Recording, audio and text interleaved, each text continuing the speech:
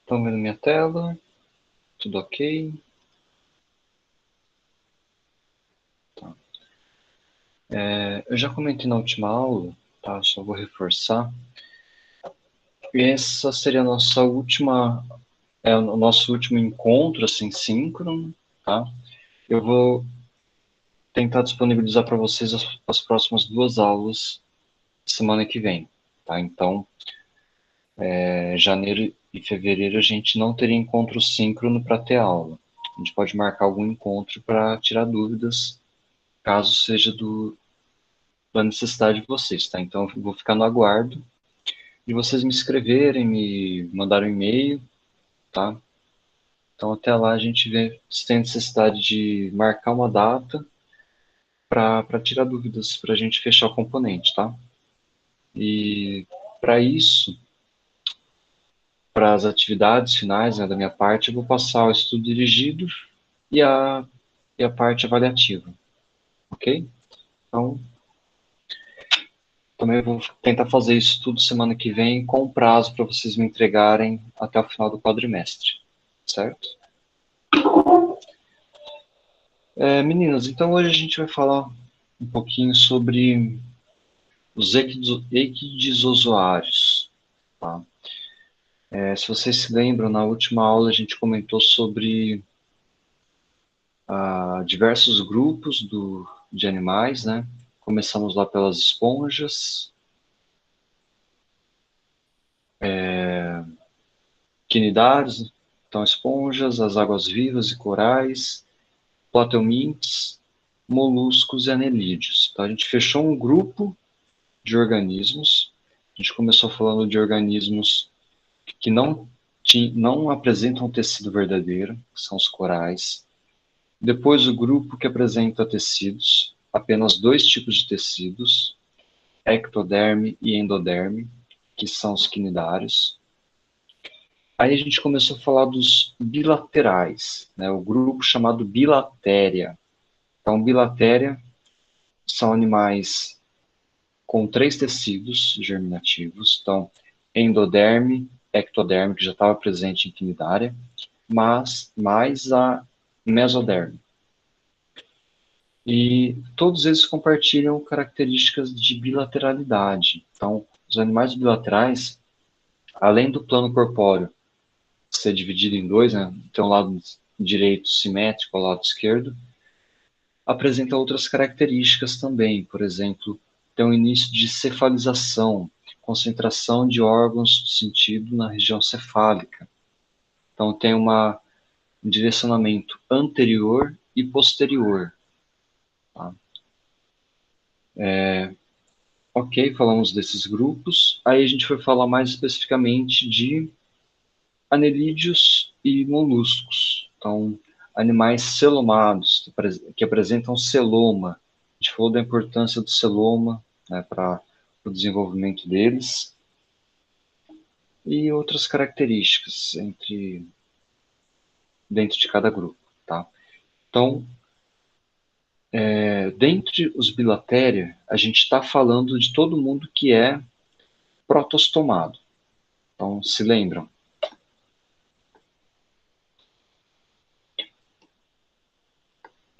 Essa filogenia, né, esse cladograma, é importante para vocês estarem sempre em mente para associar a localização dos filos, a localização dos grupos que a gente está trabalhando.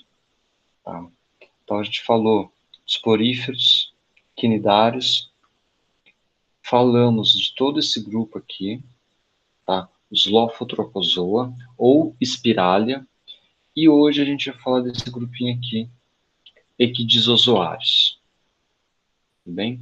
Então, para a gente ter ideia, os equidisozoários compartilham todas aquelas características que a gente já falou na aula anterior, tá? Com os Spiralia. Então, equidisozoários, todos eles são animais bilaterais. Ó, a gente vê uma simetria bilateral bem nítida. A gente vê dois planos corpóreos, né? Lado direito e lado esquerdo bem definidos. Animais triblásticos, protostômios e são celomados. Então, como eles dividem, compartilham essas características com os demais Spiralia, os demais protostômios, a gente diz que são características basais, tá? São características mais ancestrais, certo? Características basais e características derivadas diferem no sentido de que características basais são aquelas presentes no ancestral comum. E características derivadas são as características novas, características típicas desse grupo. Ok? Então aqui eu estou trazendo alguns exemplos de equidizozoários para vocês. E não é à toa que a maior diversidade de equidizozoários é representada pelos artrópodes. Tá? Os artrópodes representam a maior diversidade de animais existentes. Existem mais de 1 milhão de espécies de artrópodes. É um grupo muito diverso. Então, dentre os artrópodes, eu já trouxe aqui para vocês os 4 principais grupos de artrópodes. Então, a gente tem aqui representado pela borboleta o grupo dos insetos, que é a classe Hexápoda.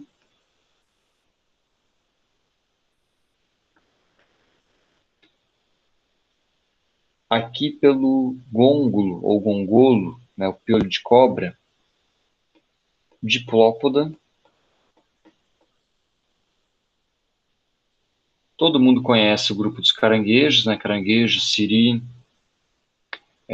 cracas, que são os crustáceos. E o grupinho dos escorpiões, aranhas, ácaros, opiliões, que são os Chelicerata. E escorpiões e aranhas estão dentro do grupo Arachnida, tá bom? Então são as 4 principais classes de artrópodes viventes. Então eu comentei de características basais, né? Todas essas aqui são características basais. Agora eu vou falar de características derivadas, características que só quem é do grupo dos equidizozoários apresenta. Então, eu chamo essas características específicas e derivados compartilhados por todos os equidizozoários de sinapomorfia. Então, lembrem da nossa primeira aula, a diferença entre sinapomorfia e plesiomorfia. Tá? Plesiomorfia são características basais compartilhadas. Sinapomorfia são novidades evolutivas. Então, o que tem nesses grupos que não tem naqueles outros que a gente estudou? Cutícula trilaminada. Uma cutícula formada por 3 camadas, 3 lâminas de células. Uma das características mais importantes dos equidizozoários, que dá nome ao grupo, é a realização de equidise. Tá? A equidise dos artrópodes é chamada de muda. Tá? Então, muda, você sabe o que significa?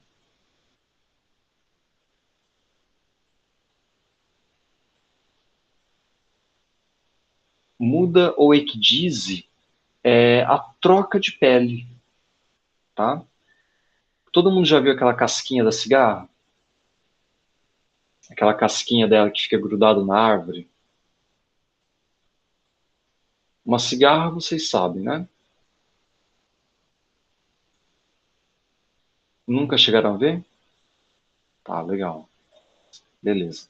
Então, aquela casquinha da cigarra é a muda dela, é a equidise, é essa cutícula trilaminada que eu estou comentando aqui, que é trocada. Então, todos esses grupos que eu estou mostrando aqui para vocês, realiza equidise, realiza a troca do exoesqueleto.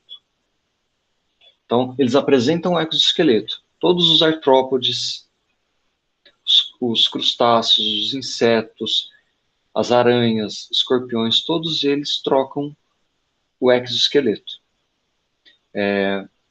Para quem já viu siri trocando de pele, né, o que a gente chama siri mole, é o siri logo que ele sai do exoesqueleto. Então, ele está em fase de muda, está trocando de exoesqueleto também.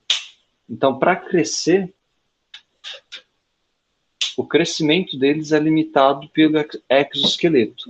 Eles precisam trocar isso ao longo da vida várias e várias vezes. Então, a gente pode definir como principal características dos equidisossoários e, por consequência, dos artrópodes, a troca de exoesqueleto, certo? Outras características aqui são um pouco mais específicas, tá? Então é importante vocês terem essa ideia, mas o mais importante dessa aula, de lembrarem dos equidisossoários, é relacionar troca de exoesqueleto. Tá? Então, esse exoesqueleto nos artrópodes, nos panartrópoda, é um exoesqueleto de quitina. A quitina é uma proteína que dá rigidez. Então, a hora que a gente vê uma barata, um besouro, que ele é todo rígido, é todo duro, é quitina, tá? Os nematóides, que também são equidisossoários, a cutícula deles é formada de colágeno, não é uma cutícula quitinosa. Então, os nematóides, os nematomorfa, quando realizam a equidise, eles trocam o exoesqueleto, que é feito de colágeno. Então, o colágeno é uma substância mais flexível, né? Dá sustentação, mas é mais flexível. É o que forma os nossos tendões, por exemplo. Tá? Então, os nematóides não são tão rígidos assim como os demais artrópodes. Tá? Então, para a gente conhecer os equidisossoários, estou trazendo alguns exemplos para vocês. Onychophora é um grupo de solo, é um filo, tá? Eles são parentes próximos dos artrópodes, mas não são artrópodes, tá bom? Os nematóides também são equidisossoários. Diversos nematóides são causadores de doenças em humanos, né? Outras espécies podem ser parasitas de plantas, causam problemas no solo, tá? Algumas espécies são parasitas de plantas. Outras realizam a degradação de matéria orgânica do solo. Então, muitas dessas espécies de nematóides do solo são decompositores. E outro grupinho importante são os tardígrados. Não sei se vocês já ouviram algum documentário sobre os tardígrados. Se quiserem jogar na internet depois e procurar. Eles são conhecidos como os animais mais resistentes do mundo. Eles resistem a radiações elevadas, resistem a temperaturas de menos 200 graus, temperaturas elevadas. Então, joguem na internet, se quiserem procurar, sobre tardígrados. São conhecidos como os animais mais resistentes do mundo. E essa resistência deles se dá um processo de criptobiose. É um processo que está sendo estudado ainda, porque ele confere essa resistência ao animal. Quando ele está num ambiente que é inóspito, que tem características que não são pertinentes à sobrevivência dele, ele começa a perder a água do corpo. Então ele perde a água e o metabolismo vai quase a zero. Então é como se ele tivesse morto, né? Só que a hora que as condições ambientais voltam a melhorar, ele ativa de novo e volta a viver, tá? simplifiquei muito o processo, mas depois vocês conseguem ver com detalhes, né, como que se dá esse processo de criptobiose.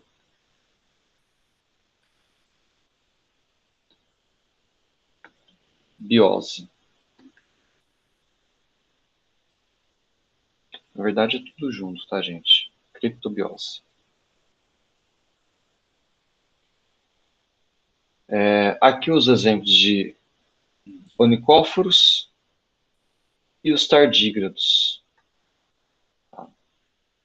Para vocês conhecerem esses bichinhos. Onicófora parece uma minhoca, tá? Eles são chamados de vermes de veludo. A gente encontra eles em solo de mata. Eles têm cerca de 5 a 10 centímetros, mais ou menos. Alguns chegam a 20 centímetros. São inofensivos, não são venenosos, não causam problema nenhum. E eles têm uma capacidade de secretar uma substância colaginosa que paralisa a presa. Então, eles são predadores e eles têm duas papilas orais aqui, como vocês podem ver, né? Então, essas papilas orais, elas secretam uma substância pegajosa e paralisa a presa, eles vão lá e predam. Tá? Ou para fugir de predador também. Se vem um predador próximo a eles soltam essa substância, o predador fica meio preso e eles saem correndo. Tá? Então, dá para perceber que ele já tem algumas características que lembram os artrópodes. Por exemplo, e a gente falou disso na última aula, segmentação corpórea. Ó, e aí, um par de apêndices por segmento.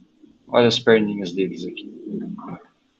Então, são animais segmentados, que é uma característica compartilhada com anelídeos também. Tá? E aqui o exemplo dos tardígrados. Não vou entrar em detalhes sobre a fisiologia deles agora, mas são animais bem interessantes para serem estudados. Certo? Então, agora, de fato, a gente vai falar de artrópodes. Tudo bem? Então, a gente está falando de um grupo maior. Deixa eu voltar aqui. Que são os Ecdysozoa. Eu sei que são muitos nomes, tá, gente? Mas, aos poucos, vocês vão se adaptando a esses nomes e vão conseguindo encaixar. Então, imaginem uma árvore que vai ramificando os galhos. Na hora que a gente está falando de Ecdysozoa, a gente está falando de um ramo que dá origem a vários galinhos, tá? Cada um desses galhos é um grupo de animais. Então, aqui a gente tem os artrópodes, aqui a gente tem a micófora, tardígrada, nemátoda, priapúlida, por exemplo, tá? E esse galho, ele se junta com outro galho, que o outro galho que a gente estava falando na aula passada é o galho dos Spiralia, que é um outro ramo, um outro local que estão os anelídeos, plateuminte, molusca, certo? Então forma um galho para cá e um galho para cá. Eles têm um ancestral comum e esse galho se junta com outro. É mais ou menos assim que se dá a diversidade filogenética, a diversidade evolutiva. Então, por isso que a gente representa na forma dessas árvores filogenéticas. Então, a hora que a gente olha para uma árvore filogenética dessa e tenta interpretar, não é tão difícil, a gente consegue ver algumas similaridades. E qual grupo é um parente mais próximo de qual? Por exemplo, quem que é o parente mais próximo de artrópodo? Quem que é o grupo que está ligando mais perto dele? Vamos ver, ó. Aqui tem um ancestral comum, está ligando com onicófora. Esses dois compartilham um ancestral com tardígrada. Os três compartilham ancestral com esses daqui. Então, eu sei que dentro desse grupo, eu tenho nemátoda e nematomorfa, que são grupos irmãos. Tá? E aí eles compartilham ancestral com Panartrópoda e Scalidófora. Certo? Parece muito complexo, mas na hora que a gente começa a entender um pouco da árvore filogenética, a gente vai vendo onde que estão os raminhos, onde que estão as bases de ligação. Aqui, por exemplo. Tá? Então, esses dois são parentes, mais próximos entre si. Depois eles são parentes de tardígrado. Tá? Beleza, então agora a gente vai falar desse grupinho específico que são os artrópodes.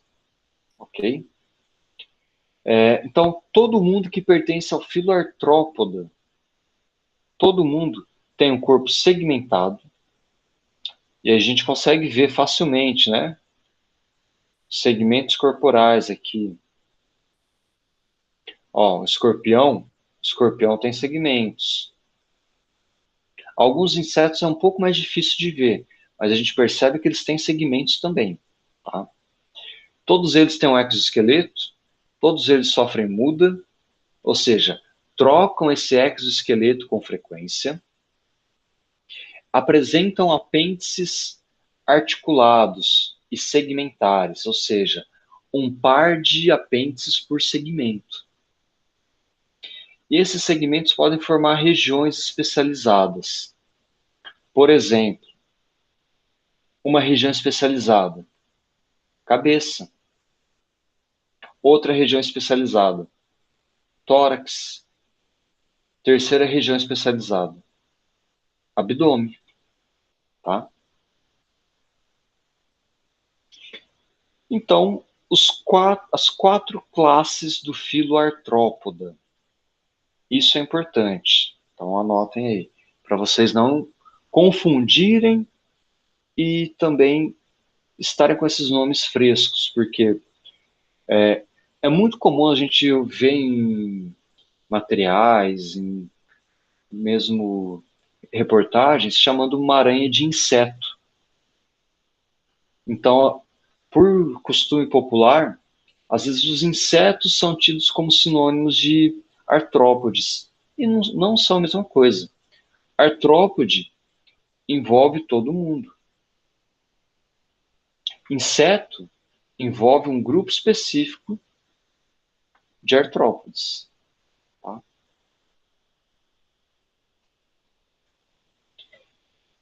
Então, como eu comentei com vocês, algumas características derivadas específicas dos artrópodes. E o próprio nome artrópoda vem de artro, que é articulações, e poda, que são pernas. Então, nome artrópoda significa pernas articuladas. Tá? Articulações nas perninhas. Beleza? Então, para reforçar que todos os artrópodes compartilham corpo segmentado, exoesqueleto quitinoso, muda e apêndices segmentares. Aqui a gente tem um resumo das características dos artrópodes.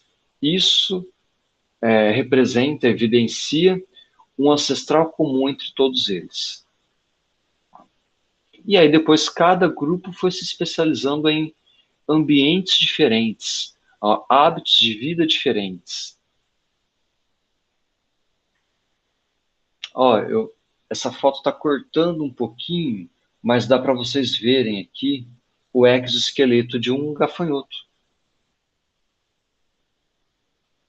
Então, esse gafanhoto provavelmente acabou de fazer muda. Então, muitas vezes a gente não encontra o exoesqueleto desses organismos, tá? mas eles estão aí. Então, as aranhas trocam o exoesqueleto, só que fica pequenininho, caído em algum canto, a gente nem vê. Por isso que os mais comuns para a gente são os exoesqueletos das cigarras, porque elas sobem nas árvores e o exoesqueleto fica preso de uma certa forma lá. Tá bom? Meninas, vão perguntando, tá? Se tiverem dúvidas, podem me interromper.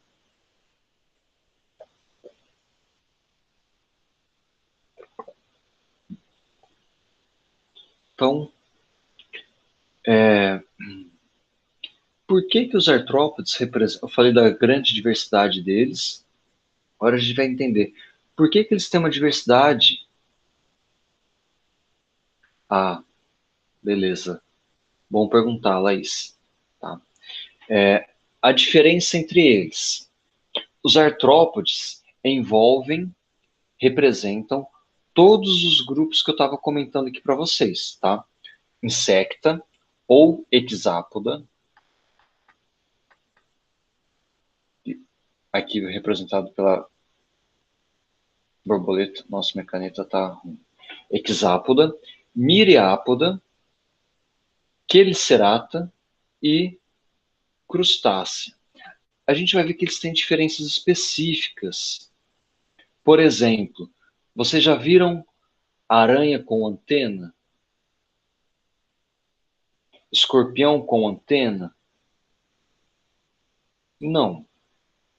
Né? Antena é uma característica de inseto, miriápode e crustáceo. Certo? Todo inseto tem 3 pares de pernas. 3. Então a gente vê uma barata tem 6 perninhas, 3 pares.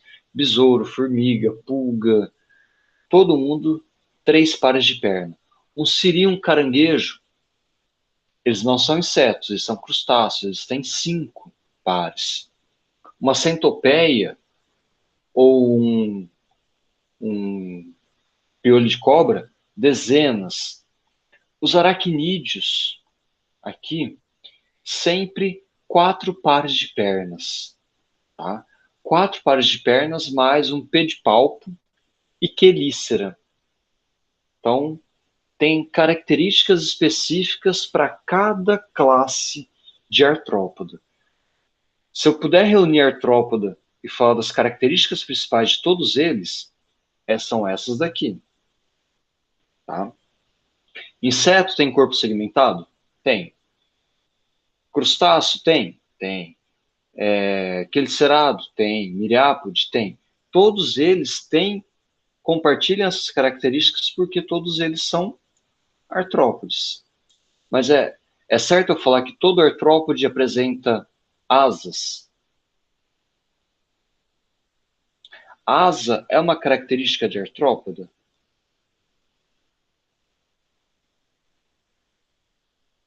Não. Por quê? Porque são só os insetos que apresentam asas. Antena é uma característica de artrópoda? Não, tá?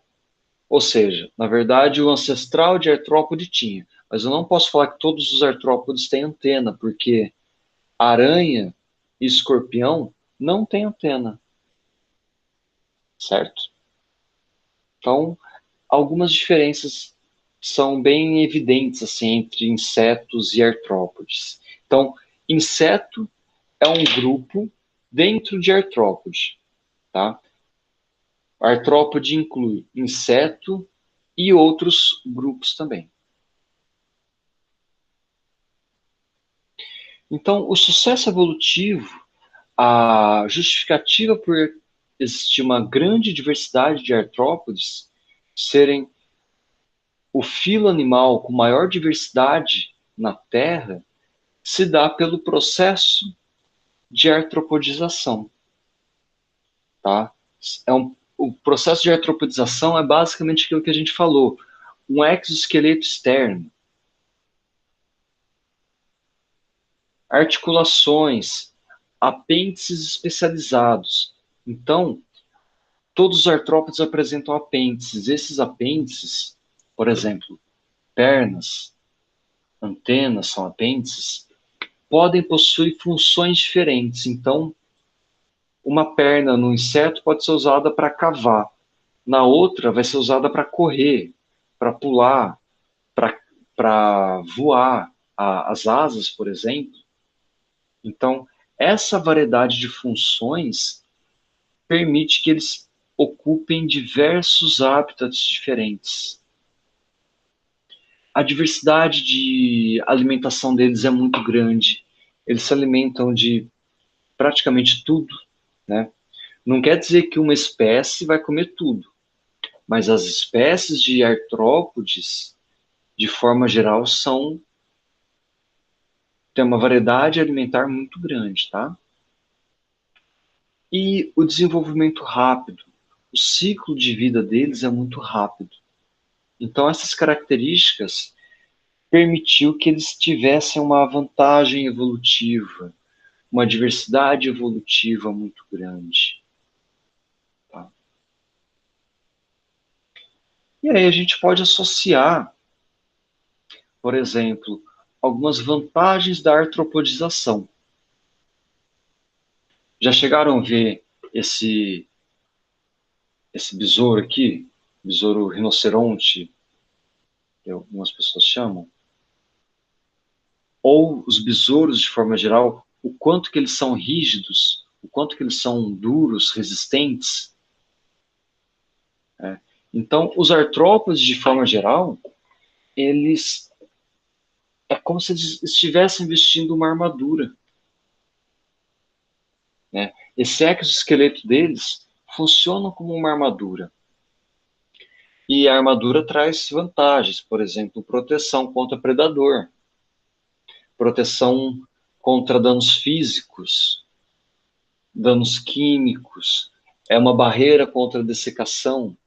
Então, eles podem ocupar praticamente todos os hábitats, desde desertos extremamente secos ao fundo oceânico.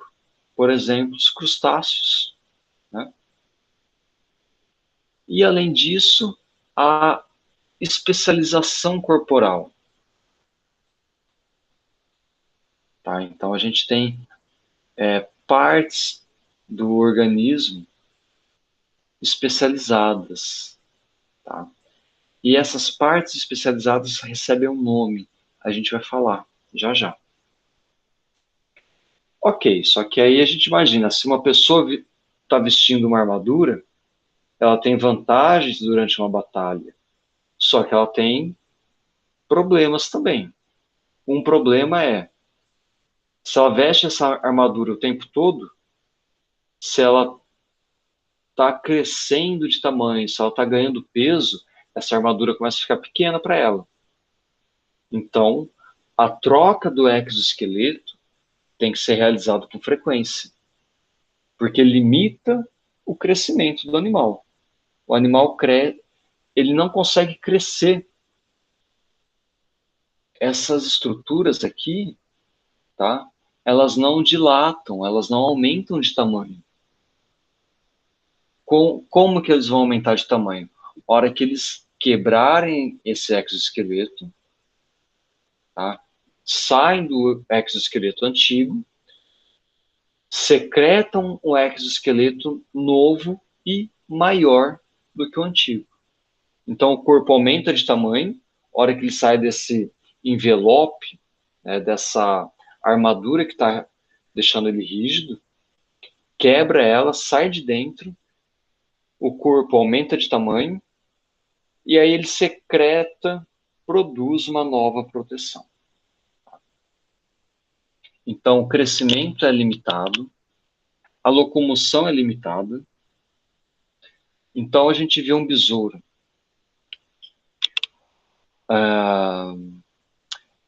As articulações, geralmente, elas funcionam em 90 graus. Tá?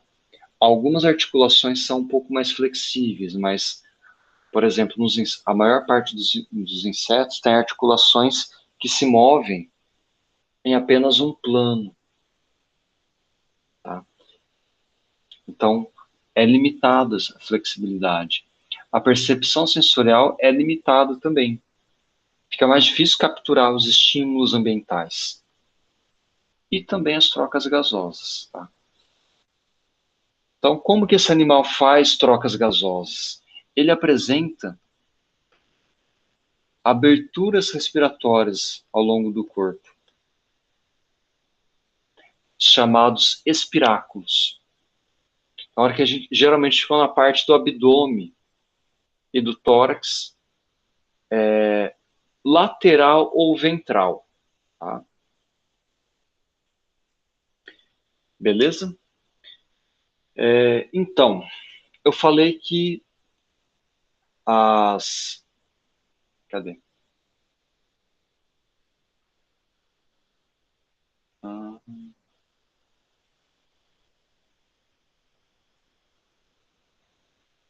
A hora que eu estava falando das especializações corporais, tá? Era isso daqui. As especializações corporais que eu comentei são chamadas de tagmose. Tá?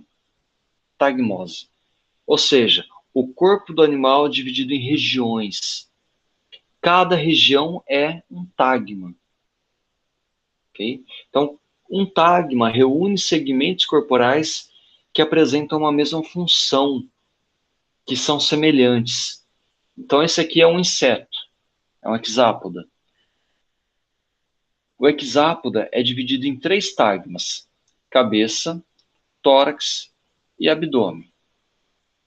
Então, um tagma, outro tagma e outro tagma.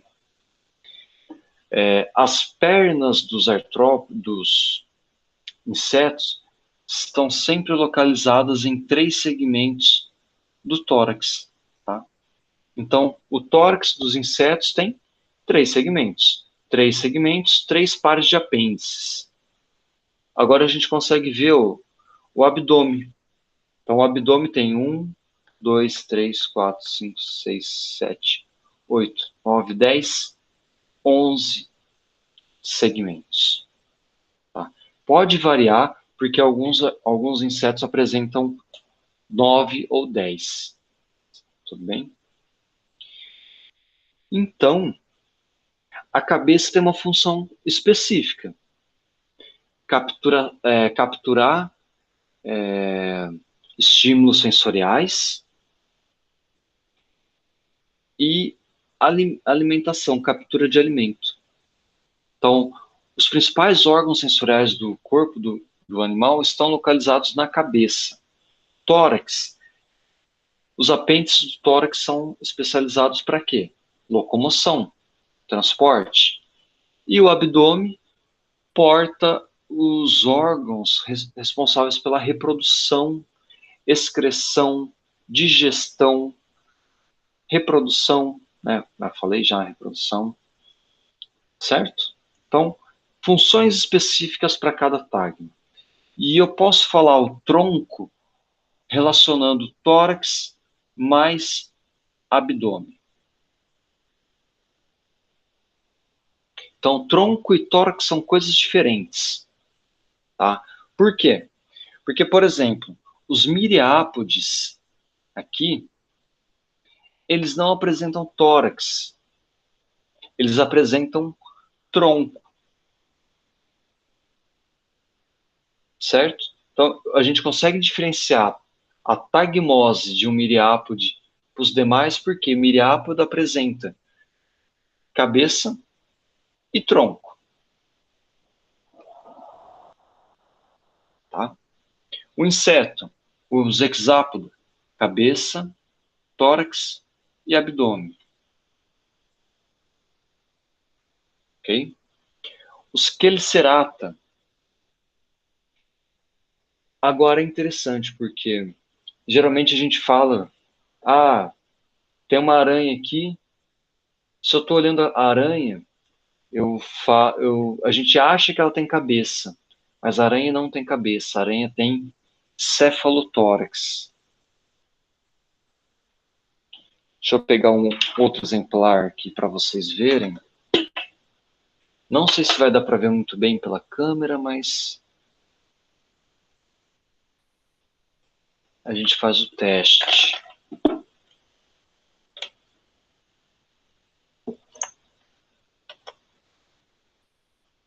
Então, aqui eu tenho uma caixa entomológica que eu tenho alguns exemplares, tá? Vou mostrar para vocês. Aqui, a gente consegue ver um escorpião, tá? A gente vê a segmentação corporal, tá no foco, né? Então, a gente vê os segmentos dele. Então, a gente vê aqui os dois tagmas do aracnídeo, cefalotórax, essa região aqui, que porta os olhos, a boca, a quelícera e as pernas.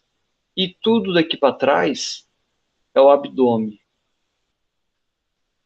do escorpião. Tá? Então, as pernas das aranhas, dos aracnídeos, incluindo o escorpião, elas estão localizadas todas saindo aqui do cefalotórax, que é a primeira parte. A outra parte, o abdômen.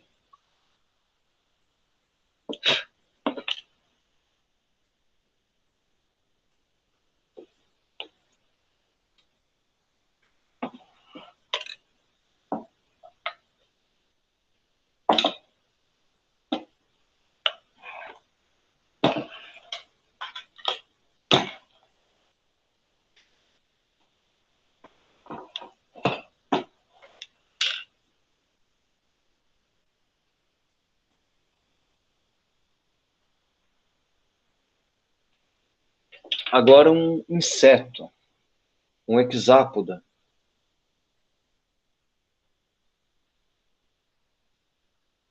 A gente consegue ver claramente algumas partes do corpo, né? Cabeça. O tórax começa aonde? Onde tem o primeiro par de perna. Então, aqui o primeiro par de perna saindo do tórax. Tá? Então, tórax. O tórax porta também as asas. Então, onde estão ligadas as asas também é parte do tórax. Então, primeiro segmento do tórax. Segundo,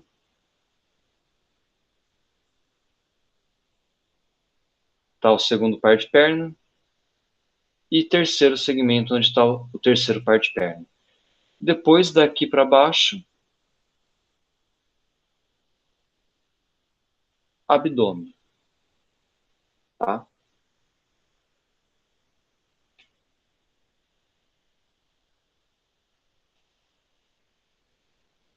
Então, a gente consegue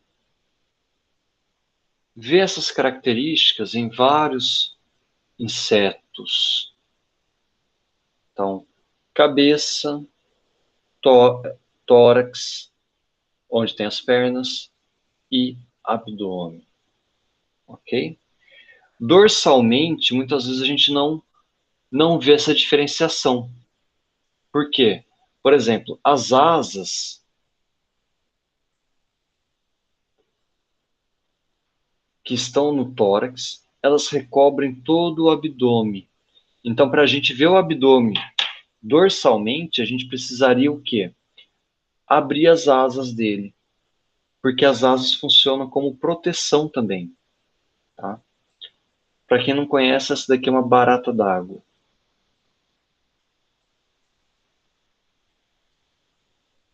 Mas na verdade não é uma barata, é um hemíptero. É da família é do grupo dos percevejos, das cigarras. E esse daqui é um predador. É um predador aquático.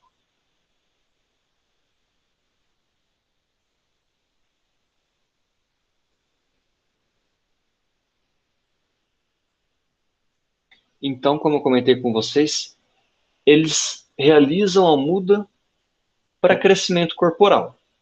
Tá? Aqui é uma mini barata d'água. Tá? O que vocês conseguem ver de diferença?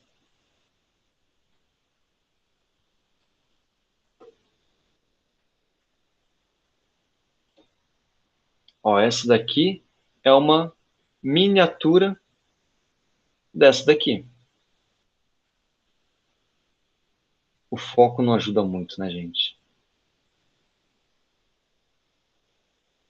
Então, ela tem praticamente as mesmas características corporais, só que ela é pequena, tá? E além disso, a é uma imatura, então ela vai realizar mudas até trocar, até chegar no tamanho do adulto, certo? Entretanto, o imaturo, o jovem, não tem a asa completamente formada ainda.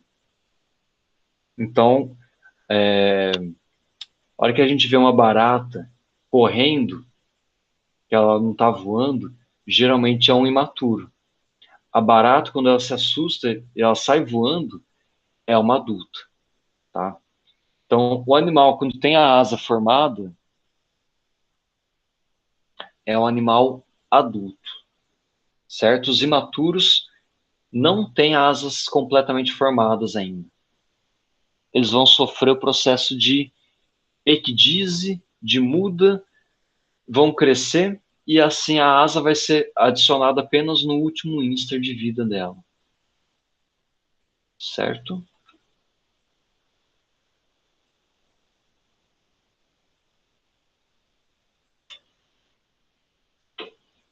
Eu comentei sobre as asas protegendo o abdômen. Aqui a gente tem um exemplo de um gafanhoto. O gafanhoto com a asa fechada ficaria dessa forma. E aí a gente consegue ver o abdômen dele dorsalmente, né?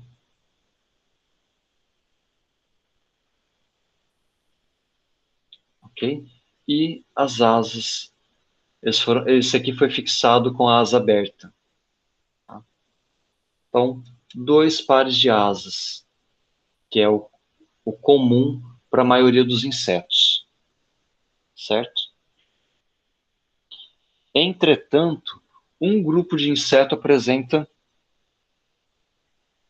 apenas um par de asas.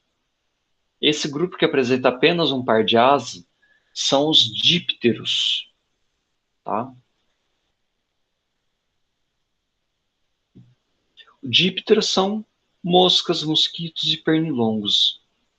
Então, se a gente tem dúvida, está olhando um bicho, não sabe muito bem o que ele é, se tem apenas um par de asa, duas asas, é um díptero com certeza, tá? Tem um outro grupinho que também tem um par de asas, que é o Strepsiptera, que é um parasitoide. Só que ele é muito raro de encontrar. Tudo bem? Dúvidas? Ou deu para entender mais ou menos a diferença da morfologia?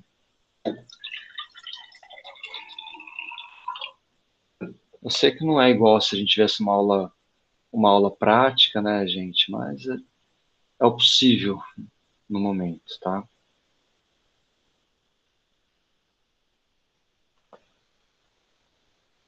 Ah, eu tenho sugestões para vocês depois de vários sites, vários perfis, inclusive no Facebook, na internet, que fazem identificações de insetos. Então é bem legal tirar foto, eles fazem você manda no site, eles fazem identificação para vocês. Tem um aplicativo que chama, vou até colocar aqui, para quem se interessa, né, por isso, de pegar, ver um inseto diferente na casa, saber o que que é, tudo mais, tem um aplicativo que chama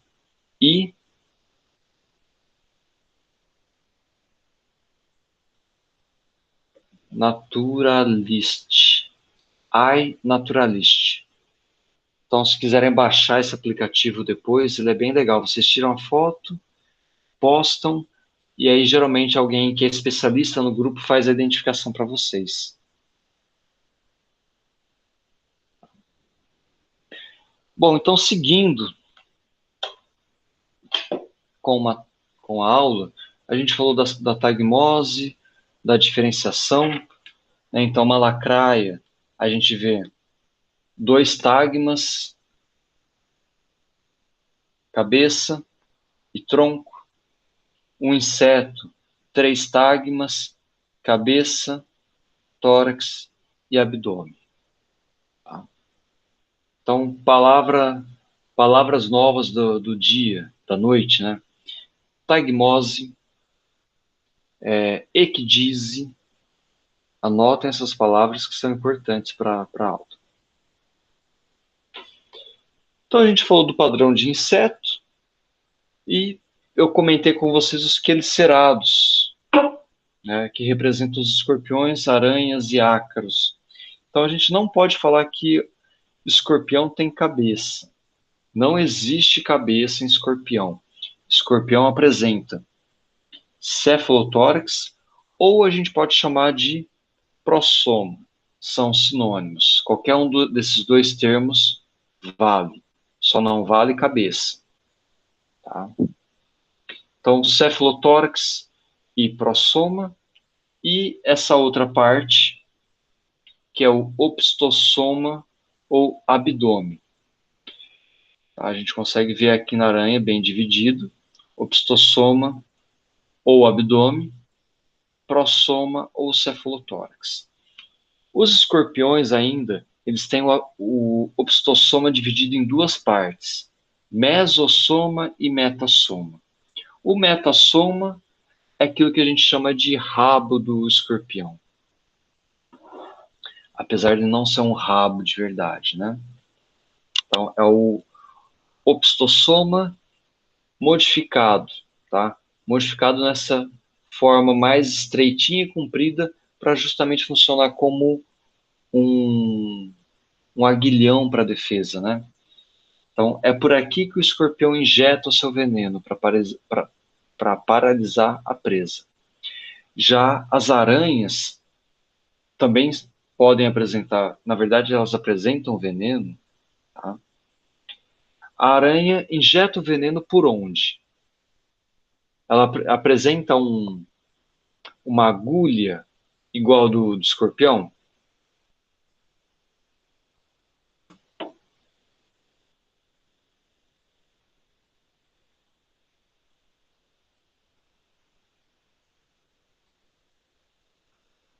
Hein? Enquanto isso, eu estou brigando com os insetos voadores, uns dípteros voadores aqui que estão pegando meu sangue. Pernilongos. A aranha não tem o aguilhão. A aranha injeta o veneno pela quelícera. Pelas quelíceras, na verdade. Não tem uma foto dela aqui, tá? Mas as quelíceras da aranha ficam na região do cefalotórax. Ficam nessa região aqui, tá? Então, um par de quelícera, as quelíceras da aranha ficam próximas à boca e ela faz esse movimento para injetar o veneno. Ela tem uma glândula, um par de glândulas de veneno associado à quelícera, tá? E a produção de teia das aranhas, é realizada pelas fiandeiras, que ficam no opistosoma. Tá? Então, aguilhão do escorpião, quelícera da aranha. Escorpião também tem quelícera, tá, gente? Só que a quelícera do escorpião não injeta veneno. Certo?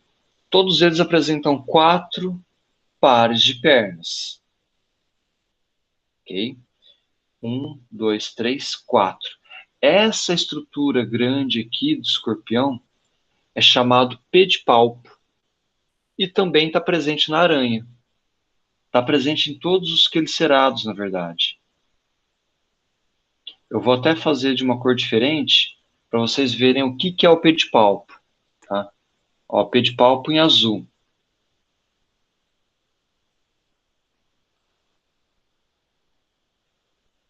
Certo? Tanto escorpião como aranha apresentam pedipalpos.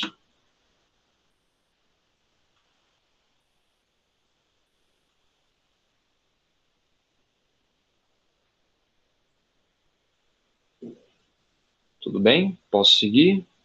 Dúvidas?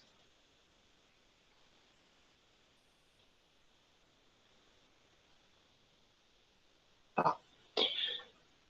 Então, a gente falando dos artrópodes, a gente tem uma relação filogenética entre elas, entre essas classes. Tá? E a gente pode falar quais grupos que são mais aparentados com quais. Agora, quero que vocês me digam, dentro daquilo que eu falei com vocês, já sobre análise filogenética, como que a gente entende esses grupos. Qual grupo é mais...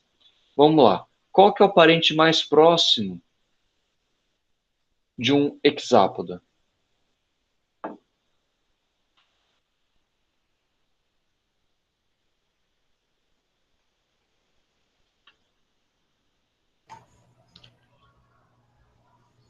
O crustácea, Crustácea, por quê? porque ele tá seguindo a mesma linha, assim, é o que tá mais próximo dele. Certo.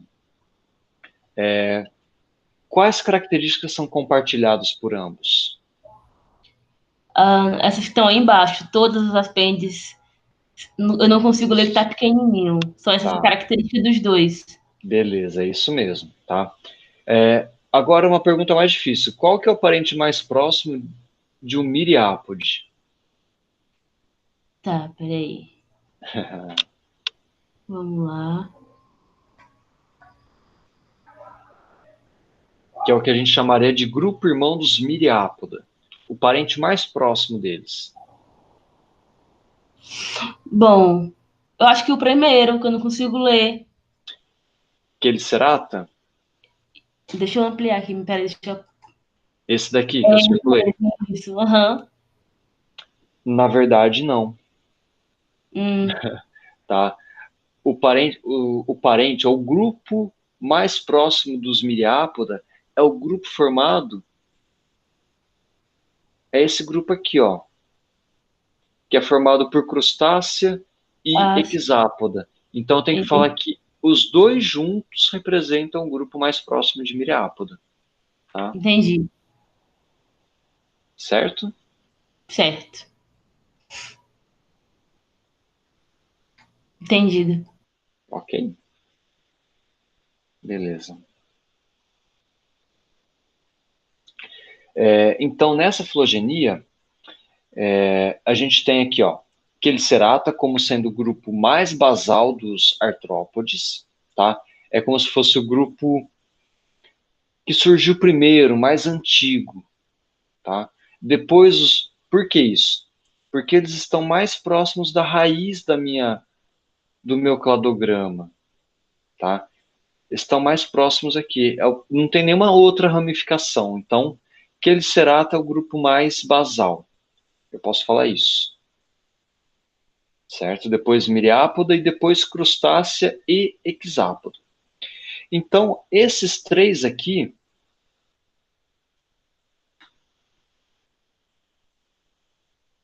representados por miriápoda, crustácea e hexápoda, eles formam um grupo chamado, ou um clado, chamado mandibulata. Ó, tem uma junção aqui. Porque os mandibulatas, todos eles compartilham mandíbulas, todos eles têm mandíbula, tá? Diferente dos Quelicerata, certo? Por quê? Quelicerata apresenta quelícera, mandibulata apresenta mandíbula. Então é até fácil, a gente olha para o aparelho bucal de um inseto ou de um crustáceo, a gente vê as mandíbulas. A gente olha para o aparelho bucal de uma aranha, a gente vê quelícera, tá? Então eles têm um ancestral comum que é mandibulado. E esse ancestral mandibulado, ele tinha antenas, tá? Ó, eu posso ver aqui nos quelicerados que teve perda de antena.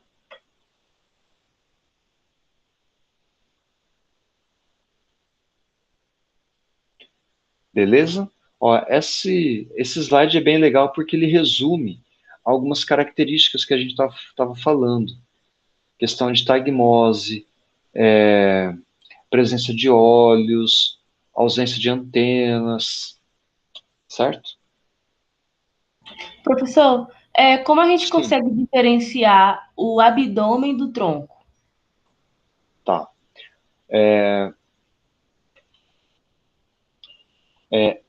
O tronco, a forma mais fácil da gente diferenciar. Tronco é quando o animal não tem separado tórax e abdômen, tá? Então aqui, ó, no caso dos miriápoda, vocês conseguem me falar onde acaba o tórax e onde começa o abdômen? Ah, então aí no caso aí é um tronco. Aqui é tronco, Sim, entendi. tá? Tronco. Agora, em inseto, vocês conseguem me falar aqui, ó, aqui é o tórax e aqui embaixo é o abdômen, tá? Então, Entendi. quando tem essa diferenciação, eu, eu chamo de tórax e abdômen. Quando essa parte abaixo da cabeça é toda igual, eu chamo de tronco, Entendi. Uhum. tá Ok. bom? Obrigada. Eu posso até falar o tronco do inseto, só que o tronco do inseto é o quê? Tórax mais abdômen, tá? Tórax não é sinônimo de tronco.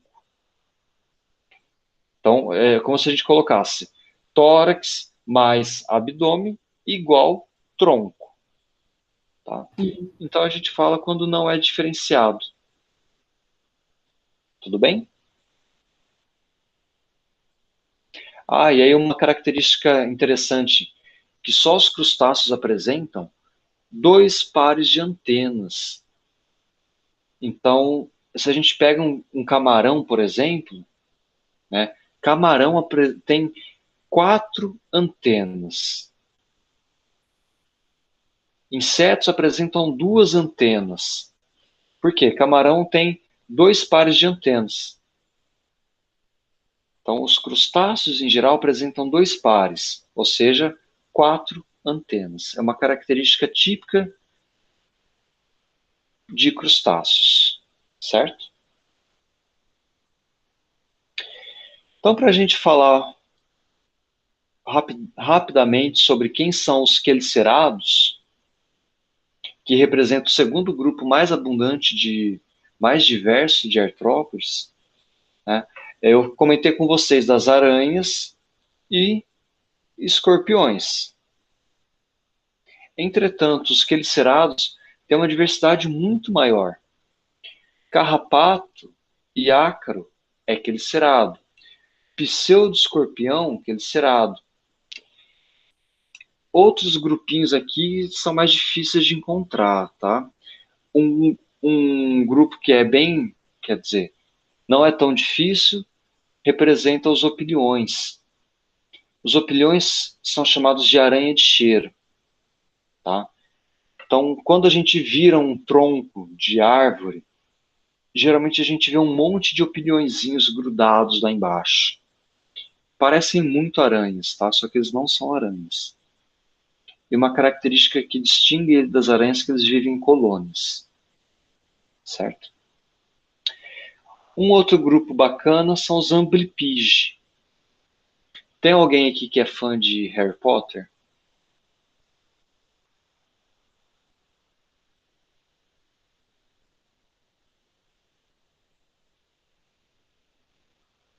Alguém? Ninguém acompanhou os filmes do Harry Potter? Eu particularmente não sou muito fã também, mas às vezes quando eu dou essa aula, o pessoal, a hora que vê o Amblypyge, fala da tal, essa é aquela aranha que aparece no Harry Potter. Que não é uma aranha, é um Amblypyge. Então, jogue na internet depois Amblypyge do Harry Potter. Tem algum feitiço, tem alguma coisa relacionada a ele. É esse bicho aqui diferente. Tá? Certo? Então, Aqui são outras ordens, são um pouco mais raras. Nenhum animal é venenoso. O mais venenoso, aqueles que apresentam risco para os seres humanos, são escorpiões e algumas aranhas, tá? Na verdade, nem todo escorpião é perigoso. Aproveitar e já comentar com vocês, como que a gente diferencia um escorpião perigoso daquele que não é? Os perigosos, de fato, são os escorpiões amarelos, o que a gente chama de Tícios cerulatus. Tá? O Tício cerulatus é aquele que causa o maior número de mortes. Acidente escorpiônico no Brasil é com Tício cerulatus. Aqui na Bahia, ele existe, tá? Só que aqui na Bahia existe também o Tícios baiensis, que é o escorpião marrom. A coloração deles é meio difícil da gente diferenciar, tá? Mas o escorpião marrom tem veneno, o veneno é perigoso, só que dificilmente ele leva a óbito. O cerulatus pode levar a óbito, principalmente criança e pessoas que já têm problema de coração, idosos, né? Também. E as aranhas, alguns grupos de aranhas são realmente perigosos. Por exemplo, as armadeiras, tá? Viúva negra e aranha marrom. Todas elas ocorrem aqui na Bahia, principalmente a armadeira. Tá? A aranha marrom não é tão comum, mas ocorre também. Estava dando essa aula no quadrimestre passado, e aí eu tive um aluno do BI Ciências, que falou que foi picado por aranha marrom. E foi descobrir que era aranha marrom depois de mais de uma semana. E a aranha marrom, a picada dela não é dolorida, é uma aranha relativamente pequena, tá? Só que o veneno dela é necrosante. Então, se você não toma os devidos cuidados, a parte do corpo que foi picada por ela começa a necrosar. Então, geralmente, os acidentes acontecem na parte da mão, da perna, né, do tronco. E ele falou que quase perdeu um dedo porque foi no pronto-socorro e ninguém sabia o que era o problema. E era o veneno da aranha marrom fazendo efeito. É perigoso. Então, aqueles cerados são praticamente terrestres, tá? Existe uma espécie ou outra de aranha que pode ser considerada aranha aquática.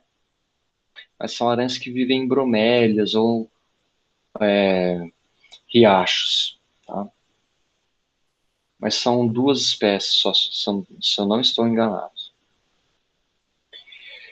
Bom, então para a gente fechar, né, a importância dos artrópodes, né? Os insetos, de forma geral, são importantes polinizadores. Então, mais de 80% das plantas, das angiospermas, dependem dos artrópodes para polinização. Eles são predadores importantes, controlam outras pragas, fazem dispersão de semente. Então, formigas são importantes dispersoras de sementes, servem de alimento para base de cadeia alimentar para uma diversidade muito grande de outros animais. São vetores de doenças, né, os pernilongos, muriçocas, podem ser vetores, certo? E, por fim, também, eu falei, né, atuando com predadores, ciclagem da matéria orgânica, então, cupim, formiga, besouro, faz a degradação, decomposição de matéria orgânica do solo, né, devolve a fertilidade para o solo, polinizadores, acho que mais ou menos isso, né, que eu falei. E os problemas causados por insetos, de forma geral, né, todo mundo conhece, a gente convive com esses problemas rotineiramente, né?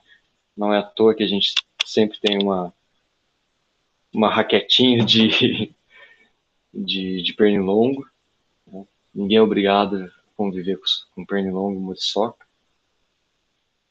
Então, eles transmitem doenças, então, o organismo que transmite a doença é chamado de vetor de doença.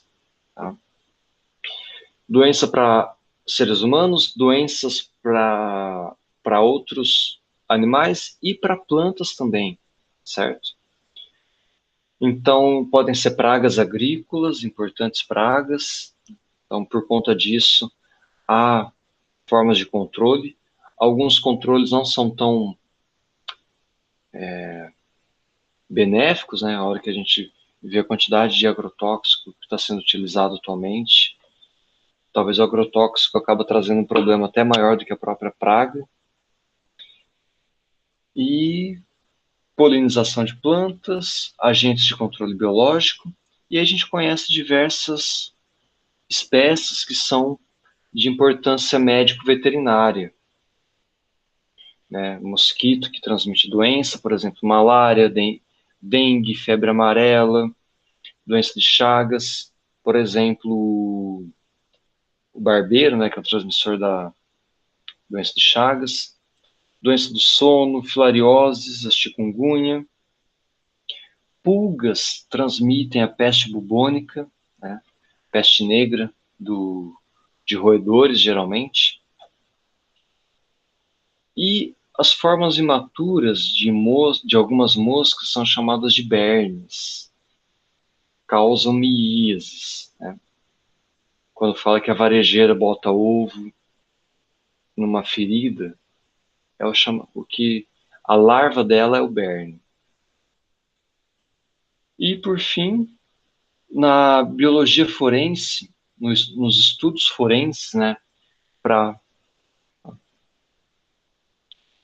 desculpa, gente. Estudos forenses de perícia criminal utilizam muitas vezes insetos como indicadores da cena do crime. Então tem uma área de estudo chamada de biologia forense, existe a química forense também, que é para estudar como que os insetos podem responder informações sobre crimes. Então, por exemplo, tem moscas que só ovipõem em cadáveres de depois de uma semana. Então, pelo tempo de vida dela, a gente consegue saber mais ou menos uma data da morte.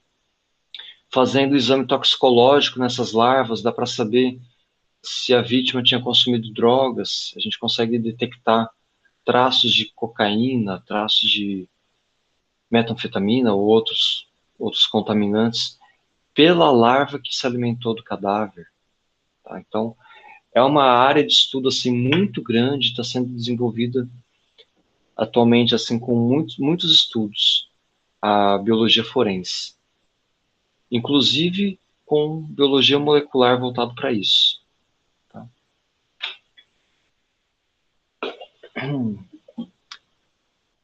E por fim, né, que apesar de não fazer parte da minha dieta, pelo menos da dieta dos brasileiros, os artrópodes podem ser utilizados como alternativas alimentares, fontes proteicas importantes.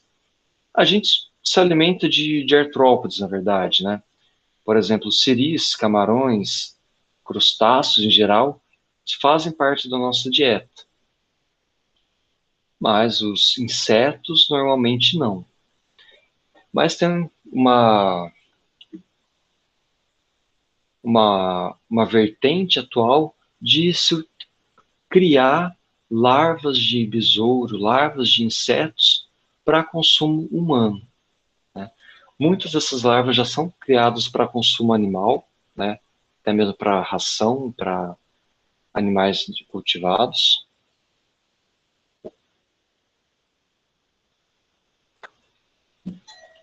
Entretanto, eles podem ser utilizados para alimentação humana também. A gente não está falando de pegar um bicho que está correndo no meio do mato e ir lá e comer. Sendo criados de forma com cuidado sanitário mínimo, certo? Porque os artrópodes apresentam grandes proporções de proteína, são importante fonte proteica, tá? Então, para populações, para comunidades, determinadas regiões do mundo, representam importante fonte de proteína e carboidratos. Então, por fim, eu vou deixar essas perguntas para vocês. Opa, para o estudo dirigido da aula de hoje, tá? Então, eu até posso cadastrar depois lá para vocês, mas já deixo aqui para vocês darem uma pensadinha e começarem os estudos, certo? Então, só para a gente fechar a aula, aqui a gente tem um exemplo de uma pulga, baratinhas, um besouro, e alguém sabe que bicho que é esse?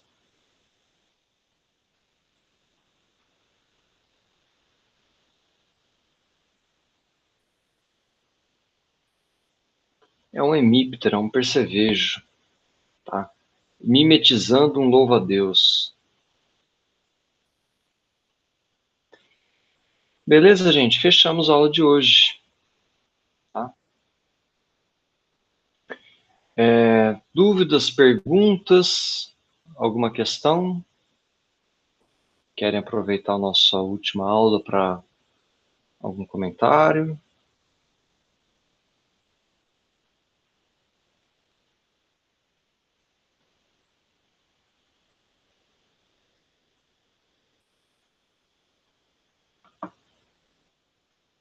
Nada?